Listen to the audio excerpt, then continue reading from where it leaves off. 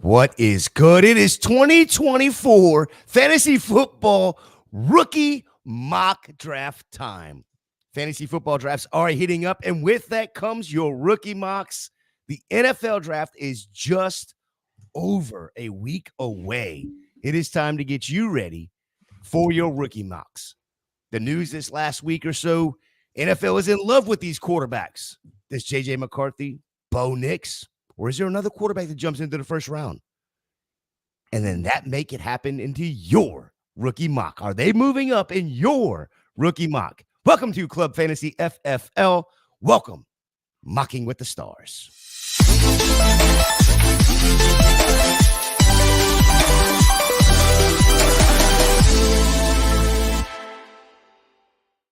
Oh, it's Monday.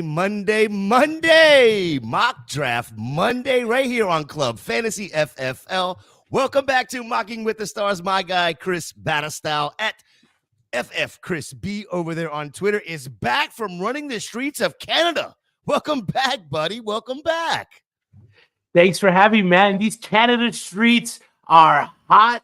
We got Drake just dropping new fire. We're waiting on the. Oh wait, this is not the rap show, right? This is the football fantasy football show. I'm sorry, man. As a Canadian, we never usually have hot rappers, so I'm not used to this stuff. But I'm happy to be back. I'm upset I missed last week's episode, but I'm happy to be back in the chair with y'all. Yeah, absolutely. We are glad to have you back. Let's talk about the star of the night, who says he's not a star, but he is a star in multiple ways to all of us fantasy football nerds. First of all, he is the founder of Club Fantasy FFL.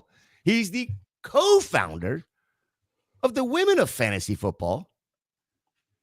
He's the co-host of No Pun Intended, where you can find right here on Club Fantasy FFL on Wednesday nights at 7 p.m. He received a shirt one time from his mother that he is the okayest child in the world. A Deontay Johnson truther and a hater, an absolute hater of Spirit Airlines. I have no idea. Got to hear the story of this later. Welcome to Mocking with the Stars, the one Hudsonian over there on Twitter. Mr. Josh Hudson, how are you tonight, sir?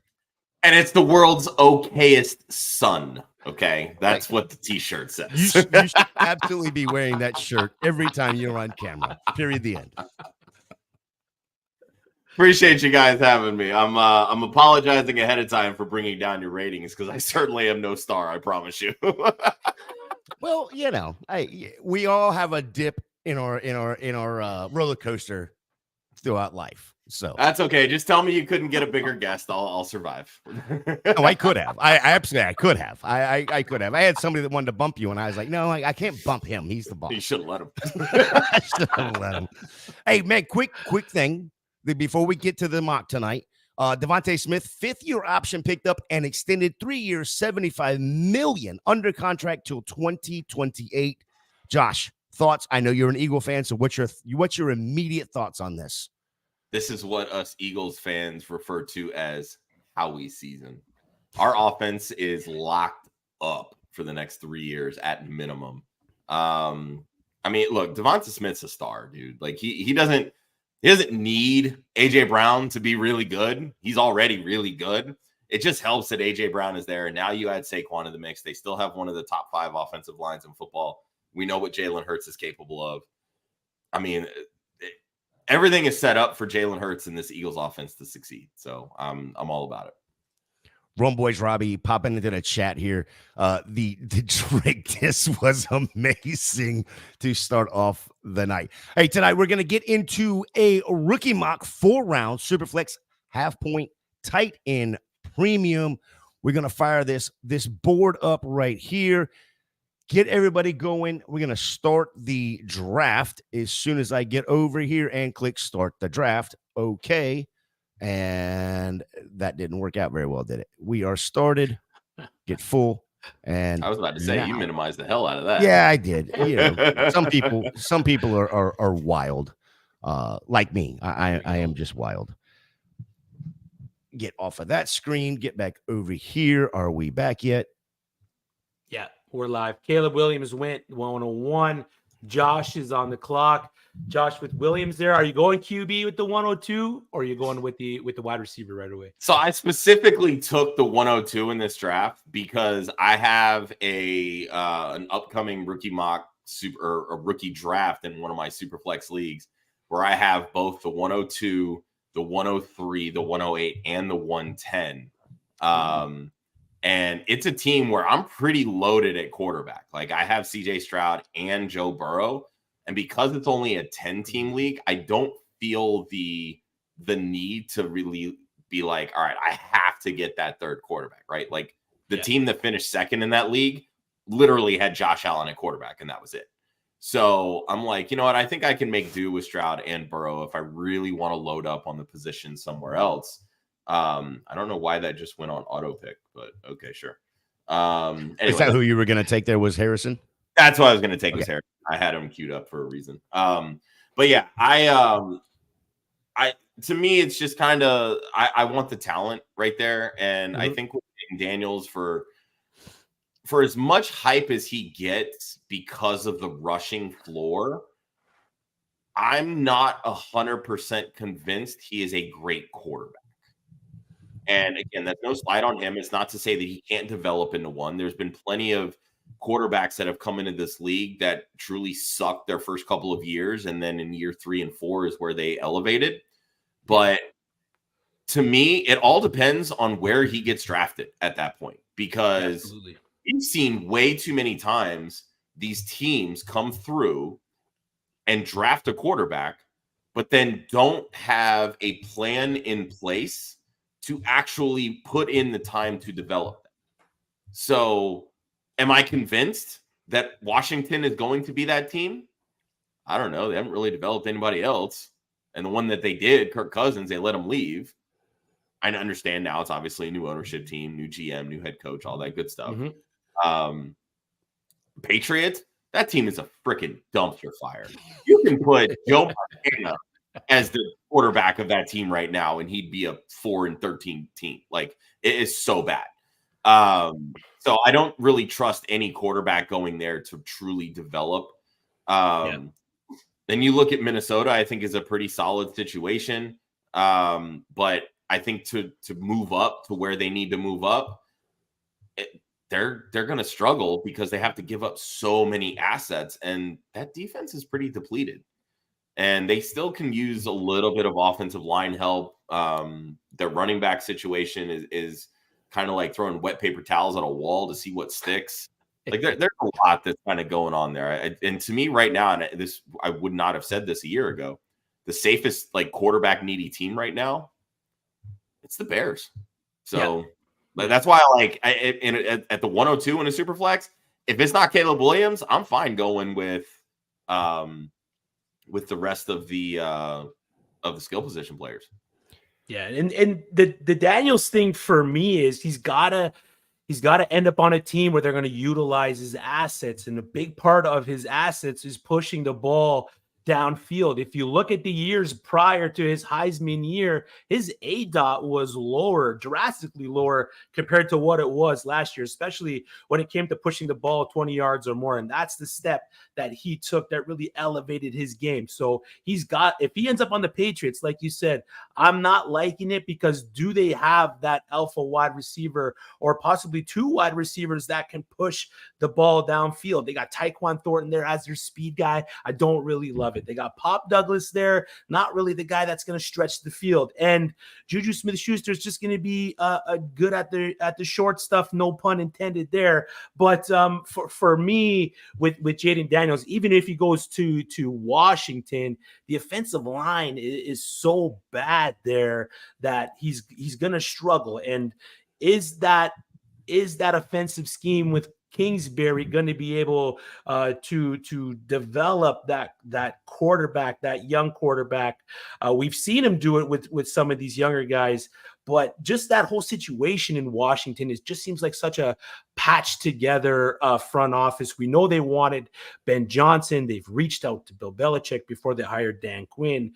So for Jaden Daniels, I want him to go to a situation where he's on a team that could develop him like Anthony Richardson. We were so excited with Anthony Richardson going to Indianapolis because of the situation and the coaching staff. So I do not hate taking Marvin Harrison there with the 1-2 right behind Caleb Williams. Real quick, I just want to answer Jamie's question. He went ahead and took Brock Bowers at 1.6, which is probably the right move there. But it is a half point tight end premium is how we're running this mock. The thing I will say to you is you need to get off of Juju's was it Instagram? Did he just stop. But you ain't good for anything but TikTok videos, man. Like just no way. My only concern with Jaden Daniels is 210 pounds, right? And he doesn't slide. That would be my biggest concern. I had this concern last year with Bryce Young and his small size. They've comped him to Anthony Richardson, very similar to how you just brought up Anthony Richardson, but Anthony Richardson was 244 pounds at the combine last year, and he's probably put on at least another 3 pounds, over the year with muscle. That's what scares me with Jaden Daniels. And I know Commanders fans, we've got a couple of them in the chat with Jorge, with Rum Boys Robbie. Guys, I just don't know about Jaden Daniels. I mean, I watched him in the SEC. Don't get me wrong. Yes, SEC probably one of the best when it comes to these linebackers, but it's not NFL linebackers. Any thoughts on Jaden Daniels' size? I don't know about you, Josh, but I'm not overly concerned about it. I'm concerned more on Washington just because how bad the offensive line is, and he could be put into situations like Sam Howell was last year where he's just getting hit too often. And no matter your size, if you're getting hit that many times, if you're leading the league in QB hits, I mean, there's good possibility that you're going to go down. So if his size and it is completely retooled, so we want to see how it works moving forward to the 2024 slate. But it's going to be one of those wait and see situations with that offensive line in Washington. I'm not sold on it. Washington fans might be sold on it because they have to be, but I'm not sold on it. Yeah, not me. Josh, who is one player when you go into your rookie drafts right now? Who is one player? And not the table talk, but it really doesn't matter. This is a mock. So who is one player that you are definitely taking in your rookie mock? You are not leaving a rookie mock without the player. Can't you wait till the 203 after I make my second round pick to ask me this question? I mean, I could, but I didn't. I think I got a good idea on who it is. I could have, but I didn't. I think is it your RB1, Josh? It is. Yeah, okay. It might be. It might be. Yeah, I'm a huge fan of Jalen Wright. So here's the thing. When it comes to running backs, I have a type. And that type makes my sweatpants tight. And Jalen Wright is that type of running back. Like, I like these guys that are a little smaller, that aren't the big bulking, 220, 225, 230. I like them in that 205 to 212, 215 range. And they're quick. And they shoot out of a damn cannon. That is Jalen Wright. You get that guy on the edge, good luck. He gone. That's my mentality with that.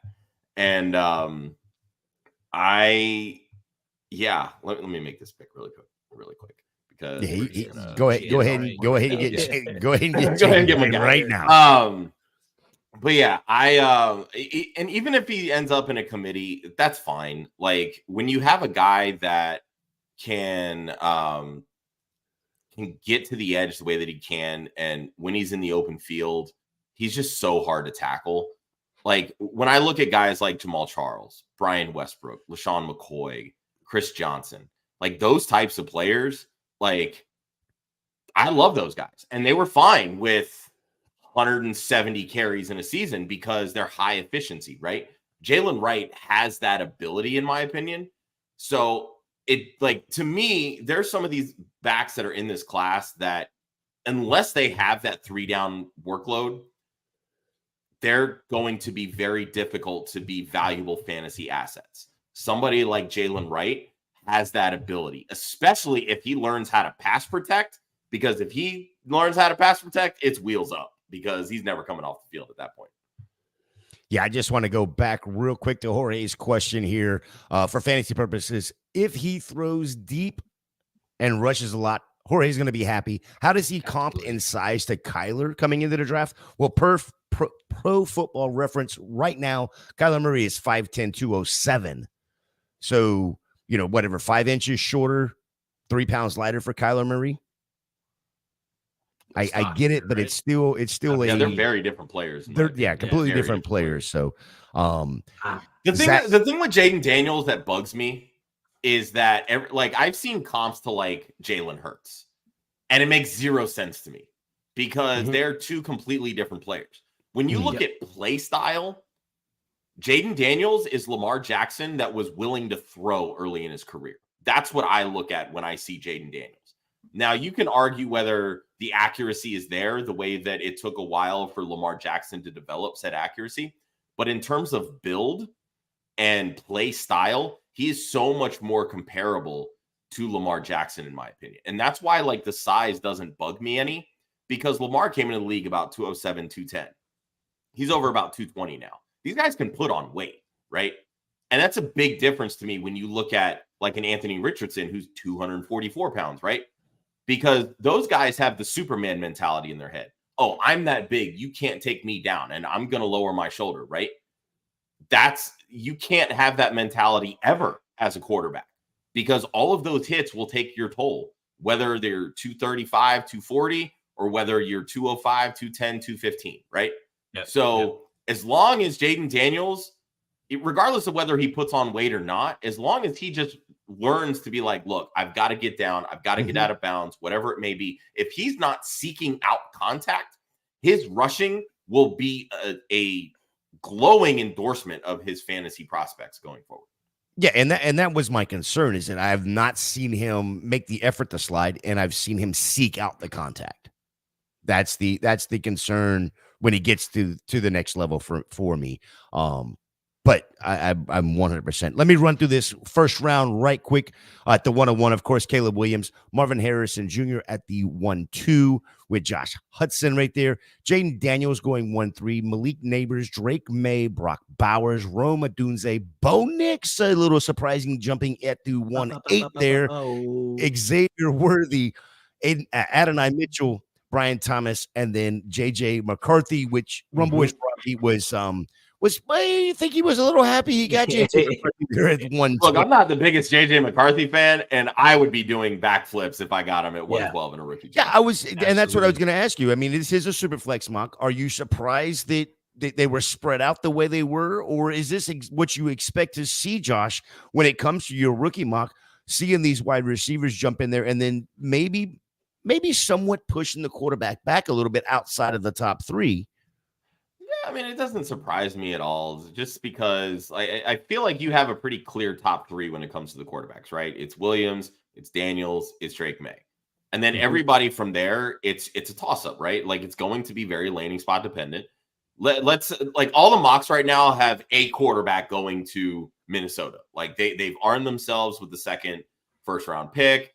They've got, obviously they'll have the 2 this year, the 1 next year. If they really want to make that move up, that's going to be the route that they end up taking. So whichever of these quarterbacks that they fall in love with, you're going to have people that fall into that CEH versus JT trap where they're putting JJ McCarthy in the QB2 spot, for instance, right? Because look, he gets to throw to Justin Jefferson and he's the best wide receiver on the planet. So even without knowing a landing spot, I think JJ McCarthy at 112 is an absolute steal. I think he's kind of in that 107 to 109 range for me before we know the landing spots. So 112 is an instant value at that point. But if he lands in Minnesota, and let's say that the top 4 quarterbacks do go 1 through 4, that's 4 of your top 6 picks in Superflex drafts. I don't think that's debatable in my opinion, right? Regardless, now, depending on how you want to rank them after that, like, do you see McCarthy as your QB2 at that point? Does Drake May and Jaden Daniels rushing upside, elevate them over McCarthy? That's obviously going to be up for debate, but that's the Bo Nix one is a little surprising to me, but I also know a lot of people that are very high on Bo Nix, so I get it, and I do think that he ultimately becomes a first round pick. But outside of those top 4 spots, and I'm including Minnesota in that front, I don't really see a landing spot that makes me say, okay, this guy is a top 7 pick in Superflex drafts. Maybe the Raiders, if he goes there, maybe, because they have some weapons on that offense. But I feel like it's a foregone conclusion he ends up in Denver, right? Look, I'm a big Cortland Sutton guy. I don't know that he's elevating Bo Nix, in my opinion. Just my personal. I don't think so either. And just to touch on the JJ McCarthy pick at 12, if you're picking in that spot in your league, that is the sweet spot to take a quarterback like JJ McCarthy at that value there, because you're either taking, by the looks of it here, the wide receiver 5 or 6, possibly the RB1 in what might not be a loaded class. So taking a quarterback there at the 112, coming off possibly just winning a championship the year before in your league, a player like that at the quarterback position in the Superflex league is only going to incur value and gain you more assets when you try to ship that 112 or JJ McCarthy off. I mean, if JJ McCarthy's there at the 112, you're maybe shipping that pick off to gain more picks or assets for your dynasty team. So I love the JJ McCarthy pick there. Even if he's on Minnesota, I don't see him starting week 1 just because of how complex that offense is. But like you said, man, it's a great spot, and there's just too much smoke right now for JJ McCarthy going to Minnesota that I just don't see it happening. It's just too much smoke. Yeah, it's going to be interesting to me. Let me run through this second round right quick, and then we'll talk about this second round with a pile of running backs going through here. Trey Benson, Jalen Wright, Ladd McConkey, Troy Franklin, Jonathan Brooks, Blake Corum, Jalen Polk, Audric Estime, Marshawn Lloyd, Keon Coleman, Ricky Pearsall, and Xavier Legette. Again, 6 running backs in this second round. I feel like this is the round that you're going to be able to, capitalize a little bit, because these running backs are very similar depending on who you talk to. Depends on who their RB1 is. But my RB1 is Trey Benson. I've been on record saying this multiple times. And Mike Cash, Chris's very good friend, does a show with him on Monday nights with college over there. He put out a thing about a month ago. And if you haven't gone and checked that out, go check out Mike Cash's breakdown of Trey Benson, because it is a very good breakdown with film and everything behind it. I'm telling you right now, the vision that everybody's talking about with Trey Benson is because of his patience. When you watch the film of him, he is a damn good runner and a beast. Arm tackles, no such thing is going to get him down. I don't think he's been tackled by the first guy ever in his life, including Pee Wee football, let alone in college. And I don't know that it's going to happen in NFL. But Trey Benson being RB1 there. I know, Josh, you say yours is Jalen Wright. I don't know, Chris, if we've ever talked about who your RB1 is.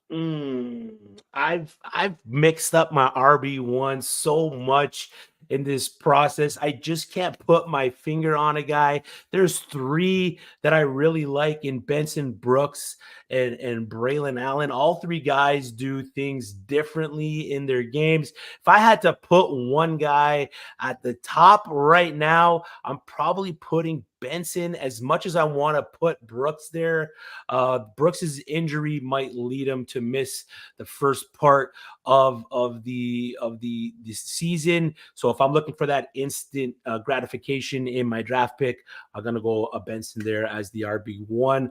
Ultimately, with all these running backs, draft capital and draft location is going to determine where I finally put these guys in my rankings. So, we got the situation with the Chargers, the Cowboys. One of these other dark horse teams might come up and draft somebody and make them relevant. There's always going to be teams that are going to be looking for these running backs. And some of these running backs are going to end up on one of these teams and completely ruin somebody's dynasty stock, like a Rashad White or Isaiah Pacheco. Somebody's job is going to get affected by some of these fresh legs. I got autoed there. I'm sorry. I picked Devontae Walker. I don't hate it though. Do not bring Rashad White and the hate that you have for him up in this conversation. You know me as a Tampa fan. We cannot hide have my Saints gear so my bias doesn't show.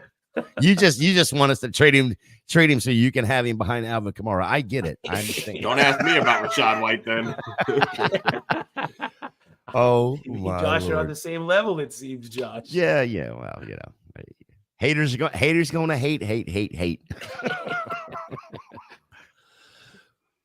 Josh, what is, when you're sitting here at coming into your rookie draft, contender, rebuilder, what is the differences for you and how does it vary?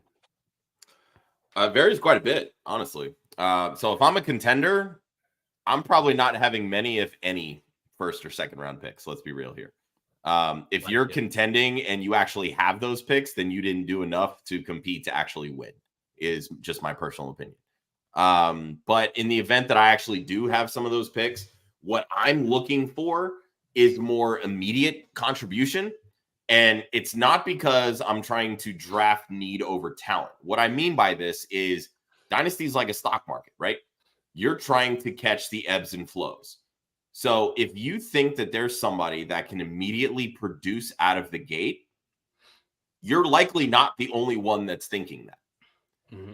And that means that you can then move that asset for something more, or package that to get a better asset that can ultimately help you compete.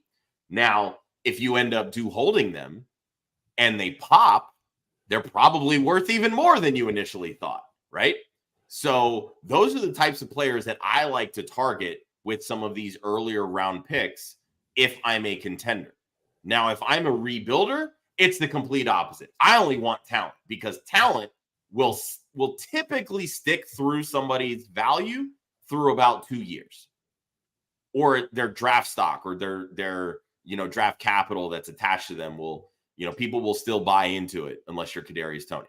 So outside of those types of outliers, that's what I'm targeting. I'm targeting the high draft capital guys. I'm targeting the players that I know will hold value in someone else's eyes, because then I can move them. If I'm saying, all right, I might be rebuilding, but this isn't quite the year that I'm going to be contending, right? This might be my gain every asset I can gain year.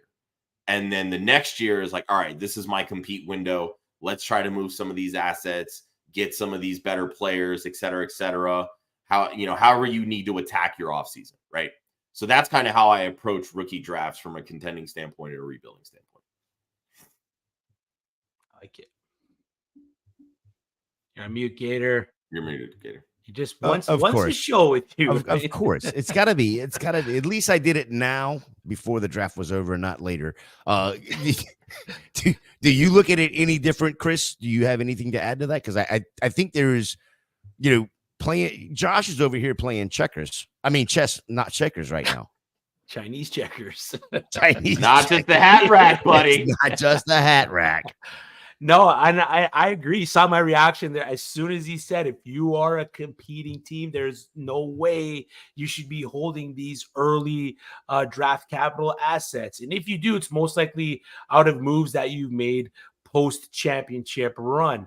But I'm approaching it the same way. I'm trying to chase the upside, chase the high value targets if I'm contending, and seeing what I can do to possibly gain as much trading assets as I can to further my run as a contender. Because ultimately, you don't want to be a contender having a bunch of maybes on your bench. You want to try to cure some depth, build your roster up. So if you suffer a devastating injury, you're not having to plug in a guy like Jermaine Burton, who might be the wide receiver 3 or 4 on a team. If you can move a couple of these picks to try to get some maybe veteran presence on guys that, these rebuilding teams might be trying to ship off midseason, and they see these nice new shiny wide receivers or running backs that you might have on your bench that have decent games, you're moving those off. So I like it there. You're not just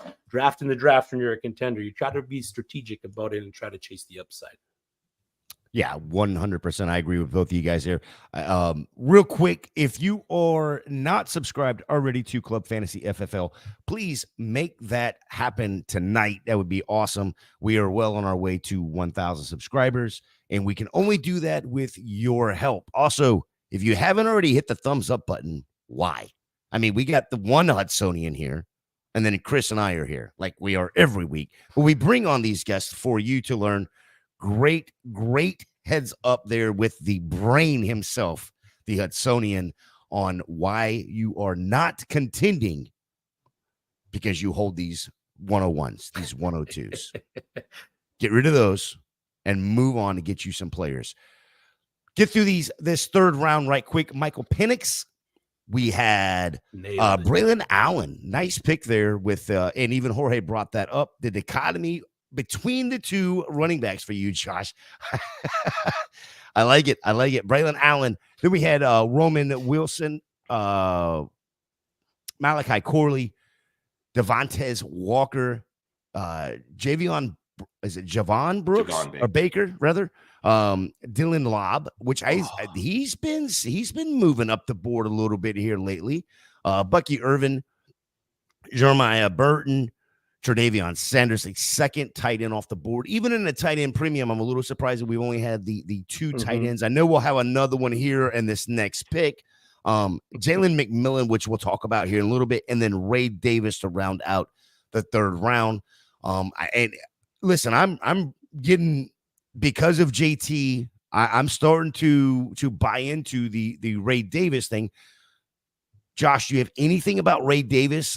Ray Davis is somebody that is kind of intriguing to me. He's a little bit older, but he's a running back, so we really don't care about anything other than that first 2 or 3 years, and then it's move on for me.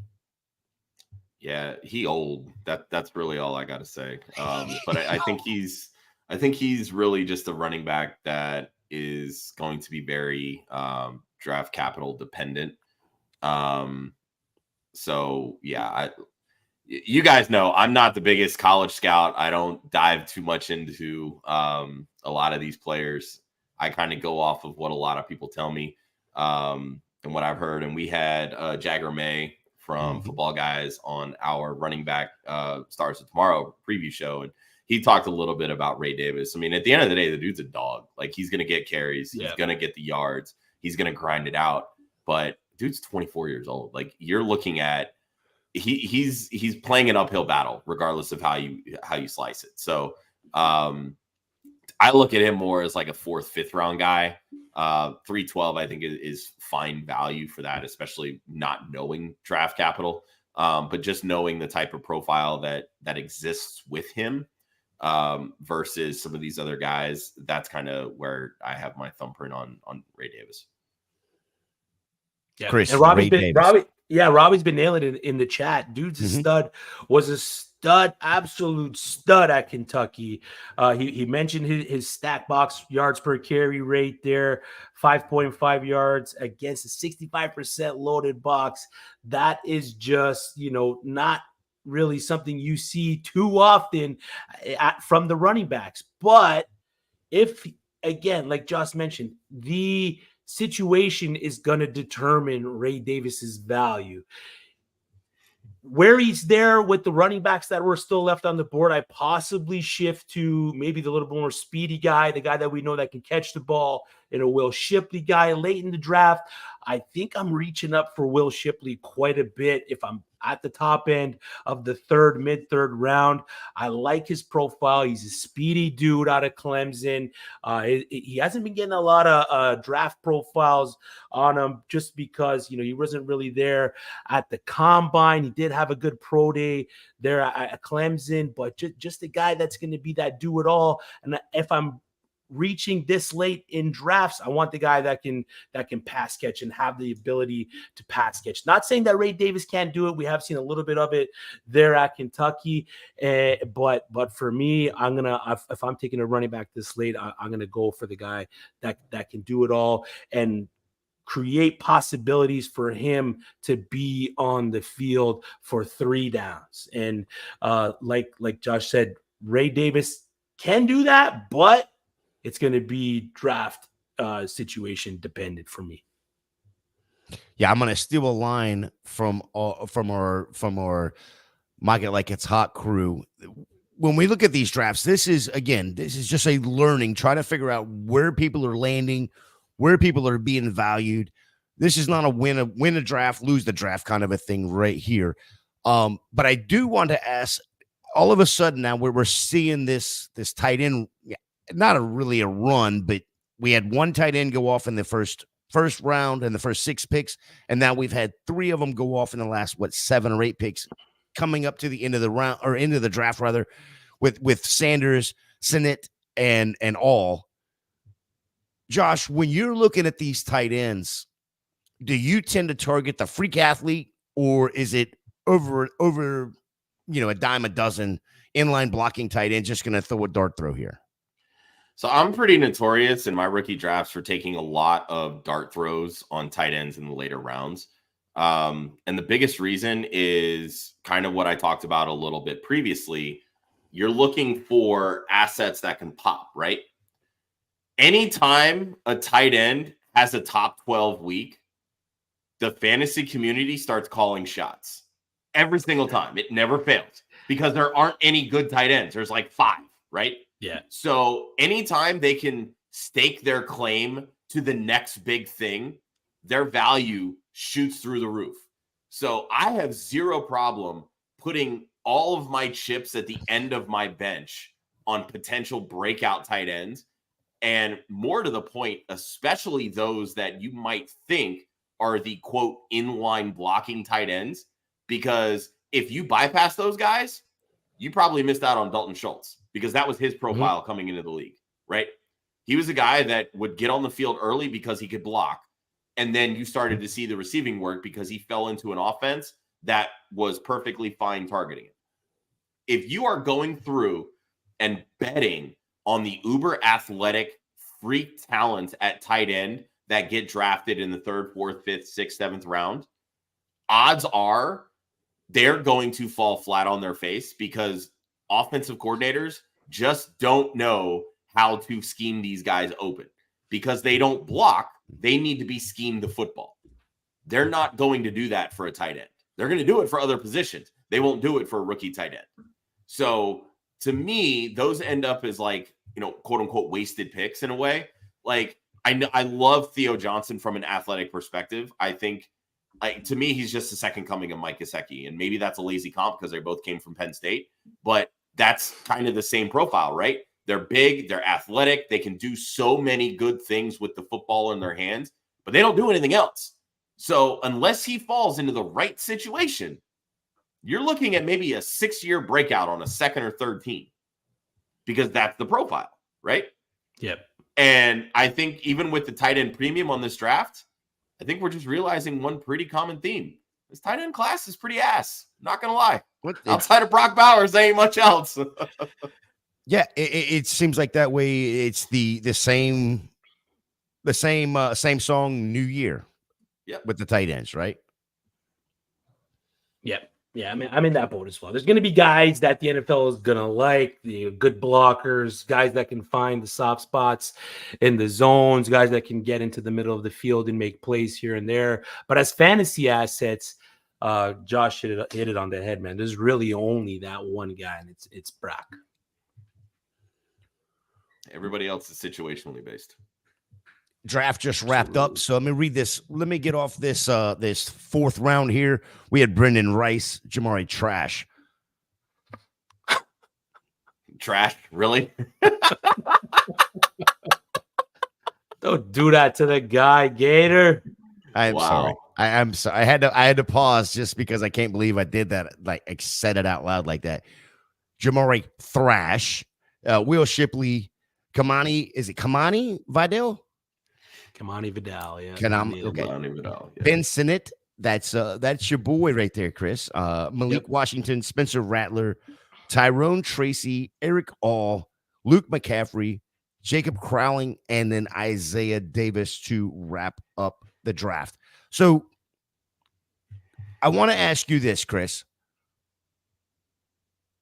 Who is the biggest bust in this group of 48 players? Oh, if picking one here from the whole draft. Let's narrow it down. Let's go Brian Thomas, Donnie Mitchell, Troy Franklin. Who that's first rounders, I believe. Oh wow! All right, Troy Franklin went 2-4. So there's your wide receivers. And they're all very, very similarly, ranked. I'm gonna go Brian Thomas, man. I'm gonna go Brian Thomas Jr. Out of the three, as much heat as Donnie Mitchell has been getting with his work ethic stuff, and how much he says he just takes routes off and everything else. The more I dive into the player, the more I've liked what I've seen. Troy Franklin, I mean, it's a 1A and 1B in terms of potential to bust out of the three. But I like what Troy Franklin can do route running more than what I like out of Brian Thomas. So out of the three, I got Brian Thomas as the potential bust. As much as Rhett's going to kill me. Well, I mean, that's a conversation Rhett and I had. And to be quite honest, you know my feelings. I'm completely out on Brian Thomas. I think he is a one-trick pony. When you look at the stats that he put up in his first 2 years, they're not even close. I mean, he only had like 71 receptions in the first 2 years for less than 700 yards. And then all of a sudden they decide, okay, let's move you outside and let's just go down the field. And then all of a sudden he throws up a 1,100-yard season with 70 some odd receptions. He's not going to be a possession receiver. He's going to be a one-trick pony. At least in my opinion. Josh, do you have a bust out of those three, or do you just not want to call that yet? No, I mean, I think that I based on projected draft capital, I think you guys are probably right on Brian Thomas. I'm going to be completely honest with you. I'm not a huge fan of Adonai Mitchell. He's George Pickens 2.0 for me. I think you're going to see a lot of really good things, and then he's going to get into his own head, and he's going to, fuck shit up basically. As long as they are not in the same locker room, George Pickens and Adonai Mitchell are fine. But here's the thing: when you look at great, like the concept of like the diva receiver, right? Like they came about because they could beat everybody. Yeah, the TOs of the world, the Randy Mosses of the world, the Antonio Browns of the world, right? They could be divas because they beat up on every corner and every safety that you put in front of them. So teams and coaches had to put up with them. These young kids that are coming into the league that have these attitude issues and this like me type of mentality, coaches aren't going to put up with that shit, because the athletes nowadays, even 20 years ago,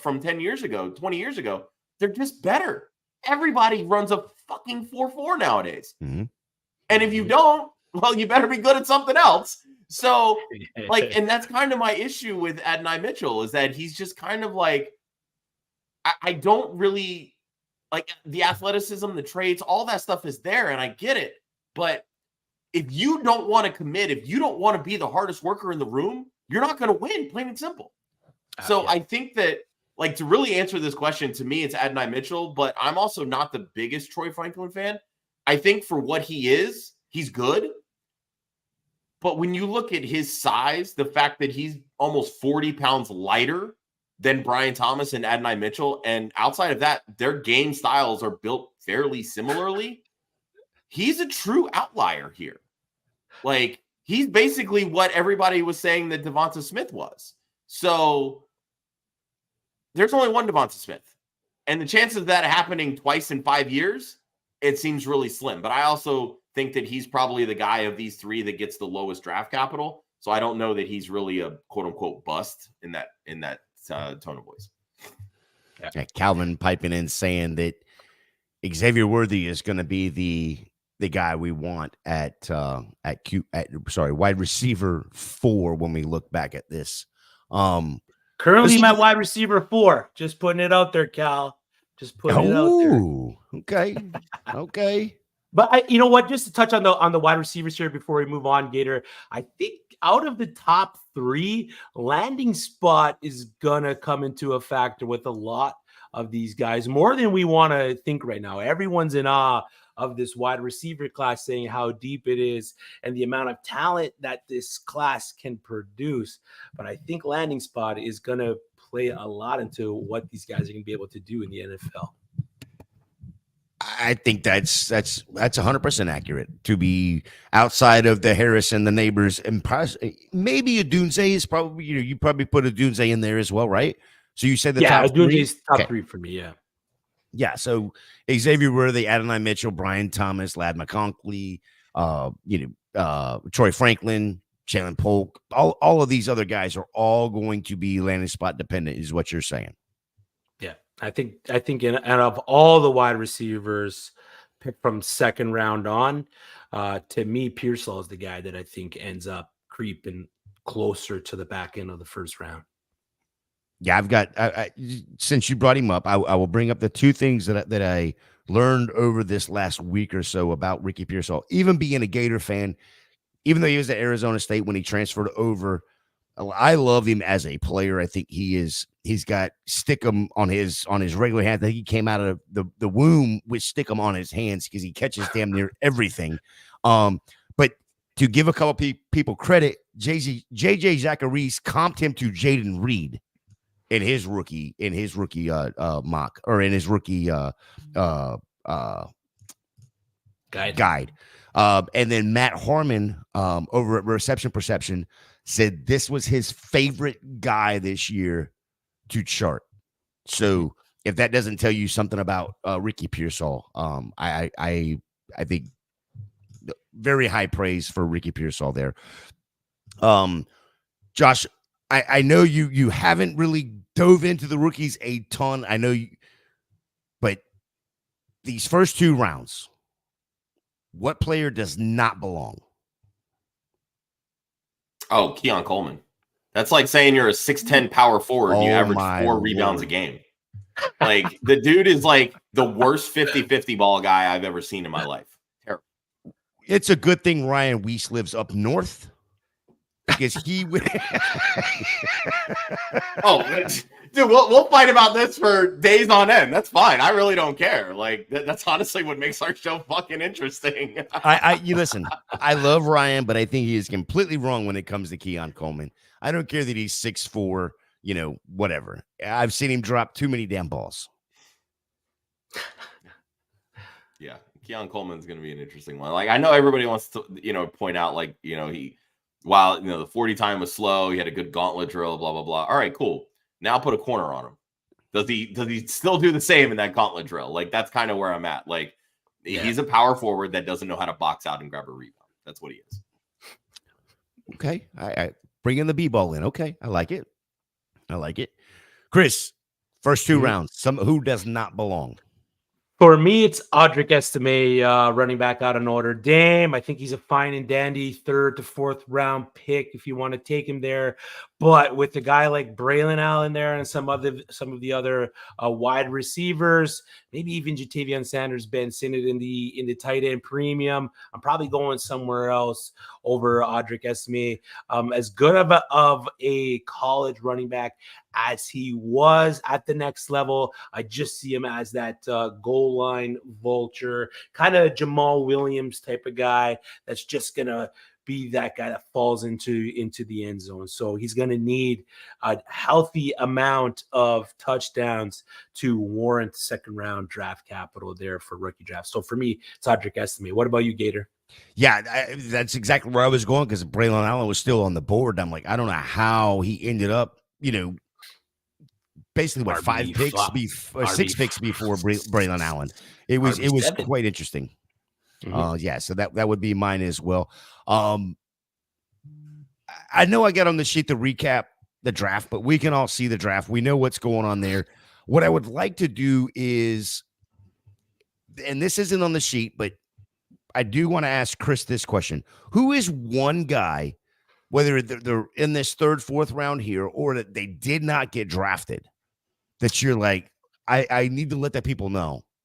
Keep an eye on this guy because it could mean something for you in your rookie drafts, whether it's the NFL draft capital, the team they go to, kind of a thing.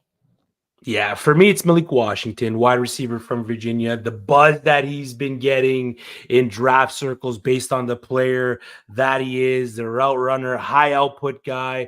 Malik Washington's a guy that you're going to be targeting late in your drafts if his IDP doesn't climb. Another possible target, Eric Gall's been getting a lot of buzz with his speed, be getting some top 30 visits as well. So if he can get that, day 2 draft capital, end up in a good situation, Eric Gall is a guy, especially in your tight end premium drafts, that you can go out and draft pretty late. One more, he was drafted at the 411. Jacob Cowing is a wide receiver that I love, and I don't know if it's just my C2C CFF brain kind of clouding my vision on who Jacob Cowing is. But as a football player, the guy's just an absolute baller. So those 3 guys for me. Yeah, that's exactly why I asked you the question, because with that CDC head you have, you bring up sometimes some it's players. good, but sometimes it gets me in a lot of trouble with these draft picks, man. Oh yeah, for sure. I see the production in college. I'm like, yeah, he's a good player. I see it. And then at the NFL, man, they just don't do it, and it burns me. And Cowing is somebody that has absolutely dropped over the last 2 or 3 weeks. I mean, we were seeing him go in that mid third rounder, a couple weeks ago, and now he's going late fourth round. Josh, is there anybody that you have had your eye on, whether it's late third round, fourth round here, that you want the people to know about, that they definitely should be looking at? So I'll go with the bloodlines. Luke McCaffrey and Frank Gore Jr., just because I'm a sucker for name value. And Frank Gore, that's my dog, man. Hence the Marvin Harrison Jr. pick. Well, not necessarily. He's a legit stud. But no, Frank Gore Jr. is just a lot of fun to watch, man. Like, he's got his dad's drive that, he's just going to go out there. He's going to grind it out. He's going to lay it all out on the field. I mean, even if he only survives as like a special teams guy, I'm rooting for him. Like, I would have zero problem with like some of my drafts that have like 5 rounds, like, throwing a pick on Frank Gore and just stash him on the taxi squad and just, saying a prayer kind of thing. But Luke McCaffrey's got some juice. He can catch the football. And I think he might end up getting better draft capital than some people think, simply because of his name, because there are plenty of teams that will value the bloodlines and the traits and, the coaching that goes into what that name can bring to the table. But another guy that I'm really starting to fall for is Kamani Vidal. And I almost took him with my 4-2. But I didn't love the idea of writing out 3 running backs in a 4-round draft, because that just kind of really goes against everything that I do. But no, like the way that he's built and the way that he plays, and just listening to Jagger just gush about Vidal on our running back show a couple weeks back, like I'm like, all right, I got to watch more of this guy. And then you look at the stats, and if you're just box score watching, you're like, why isn't this guy going to be like a first, second round pick? Like, then you look at, oh, well, he played at Troy. Okay, yeah. Well, maybe it's not, but it's like the way that he's built. Like it just, I could totally see like an Austin Eckler kind of vibe out of him. And I know he's got, 10, 15 pounds on Eckler, but just like the way that he goes out and performs, like I can totally see that in his repertoire and coming to the show and just surprising a lot of people. Yeah, the one guy that I will bring up, and I love all 6 of the guys that both of you brought up. I'm only going to bring up one, and that's going to be Jalen McMillan, 6'1", 197. He seems to be a slot guy for the most part. I've heard him comp to JSN, but the difference between him and JSN when it comes to the slot is 12.2 ADOT in college. Out of the slot 67% of the time. Probably going to end up being a day two pick, probably that late second, early third, maybe mid third, but only due to his injury is he not being, picked ahead of the Jalen Polk. It seems like a lot of fantasy players have forgotten about him, but I promise you this, the NFL has not. And this is a dude that is going to be, we're looking at him right now at the 311. I don't think he's going to go that late in your normal rookie mocks. I think he goes that late second, early third when it comes down to it. Jalen McMillan is somebody that you need to keep your eye on. His stats going into the year last year, where he only played like 6 games, I think it was, but he got injured in the 3rd game. He had 3 touchdowns and over 300 yards on like 20-something receptions. It was insane, the numbers he was putting up right away out the gate. So just somebody you should keep an eye on.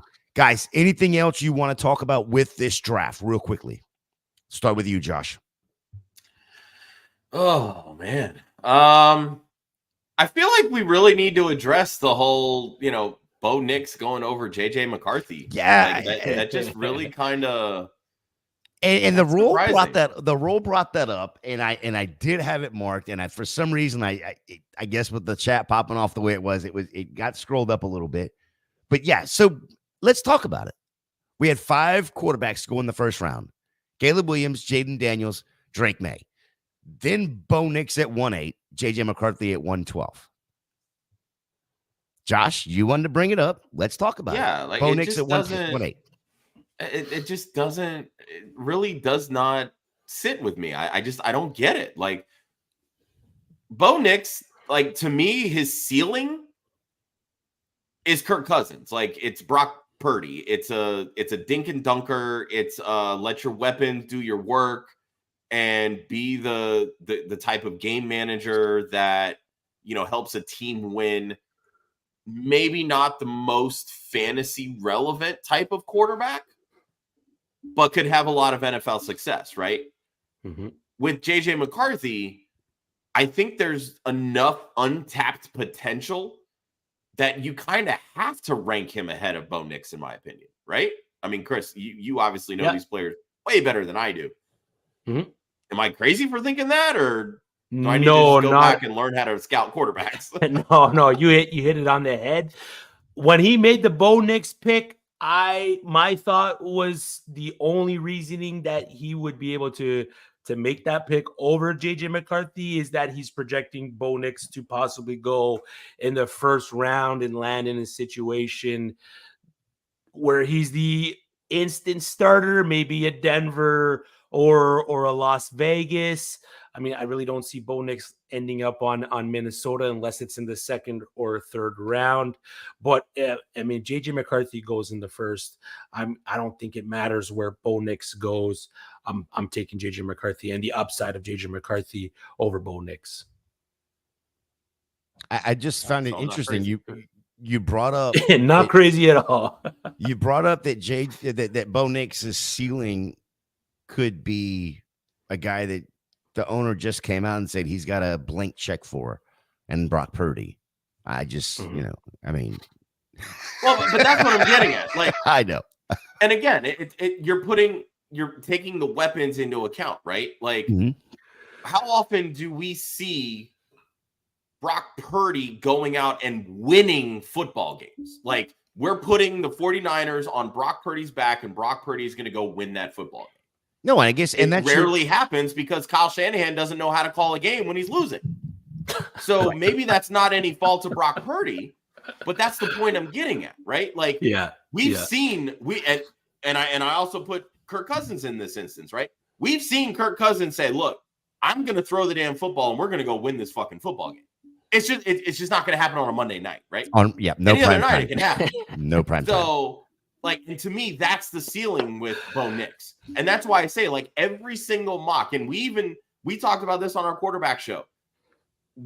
Denver just seems the most exact fit for what Bo Nix brings to the table, what his game is, what Sean Payton typically looks for from a quarterback position. Yeah. And I just don't see the weapons on the Broncos right now to say, yeah, Bo Nix has top 12 upside. I just don't see that. JJ McCarthy, it's to me like he's the hot shot, like freshman basketball player that ends up in the draft and is a top 5 pick. And somebody's just betting that they can bring out every single tool that he possesses because he was never given the opportunity to show it. I would much rather bet on those intangibles that McCarthy possesses and my ability as a coach to bring them out versus Bo Nix, who you could argue has probably reached the ceiling as a quarterback coming into the league at 23 years old. Yeah, I watched a good bit of Bo Nix when he was at Auburn, and I didn't really care for him as much. And then when he went out to Oregon, it looked like it got a little bit better. But again, like you just brought up, 23 years old. We all look better at 23 than we did at 19, no matter what it was. Yourself, Gator. Speak for yourself. Wow. That's okay. Wow. Okay. I mean, okay, so Bo Nix looked better at 23 than he did at 19. Off the rails. Wow. You're the one that brought up Drake to start the show. You started this. You started this. Don't forget, if you are not already subscribed to Club Fantasy FFL, please fix that tonight. We are on our way to 1,000 subscribers, and we can only do that with you starting tomorrow night. 8:30 p.m. Stacy Perez is joining the Club Fantasy family, and we are doing Masterclass. It is going to be one of our best ball shows that we have this year. Wednesday morning, Who's Your Caddy? The Golf DFS at 9 a.m. No pun intended on Wednesday as well. The flagship show with yours truly over there, Mr. Josh Hudson, the one Hudsonian. That is at 7. Saturday morning, 11 o'clock, Mock It Like It's Hot. The other mocking show that we have on here that is just absolutely crushing on Saturdays. Sunday, we have the Dynasty After Party, our Dynasty show at 11 a.m. And then, of course, us mocking with the stars at 10 p.m. And I don't even know if I've told you this yet, Chris. But what's that? Next week's guest is Matthew Berry. Nope. We're not that good. Stop. We're not that. We're good. Right. We are good. We are good. We are not that good. But it is. Dude. It is somebody from the NFL Network, by the way. Ooh. Spicy. Laquan Jones is going to join us. Let's go. Oh, nice. Yes. I like it. Fire content next week. Yes. And we are, by the way, going to go back to the old school. Oh. And we're going to go back to 1 QB rookie mock. Standard 1 QB rookie mock. Josh, let the viewers and the listeners know where they can find you and what you're working on. You're muted. Ha ha ha! You rookie. God damn it! Every single time. No, just follow Club Fantasy FFL and Women of _FF. That's all you need to know. I'm just the guy in the background. That's me. That's all. These are the stars here, right? It's Chris. It's Jay. It's Ryan, it's Austin, it's Joel and Sicoli and Faith and Kelly and Adam and everybody else that you see all across our YouTube channel and on the website. And I know I left out some people, and forgive me, and I love you. But yeah. I guess that's fair. You're still a star. You're still a star in our eyes there, Josh. Don't worry. Absolutely. Faith would be mad at me. Even her Georgia Bulldog fandom would be so mad at me right now if I didn't say You are a star in all of our eyes, Josh. Chris, let the people You know. never say that. What are you talking about? Let the people know what you got going on, Chris. Yeah, you can find me here Monday nights, 10 p.m. with my guy Gator J, mocking with the stars. Wednesday nights with Drew and Rhett on Fourth and Frames. Before this, on the College Fantasy Show, 1 Foot Down, you can find me there, and FF Chris B on Twitter. That's where you can find me. Other than that, don't reach out to me. I don't want to hear about you from any other avenues. So your DMs are always open. No, DMs yeah, they're open. Yeah, get at me. You can find me. Get at me. Grocery store, wherever. Come and find your boy. What's your mailing address? I know people want to know that as well. and by the way, Chris is one of the great follows, especially from the college aspect of things. Appreciate if you, you're brother. looking at, trying to figure out what your next year's draft is going to look like, go hit up Chris. Find out what the seniors are looking like, the upperclassmen that are going to be coming out next year. And we are out of here. Like I always say, draft for talent, trade for need. We don't set a lineup for the next 5 months. And until next time.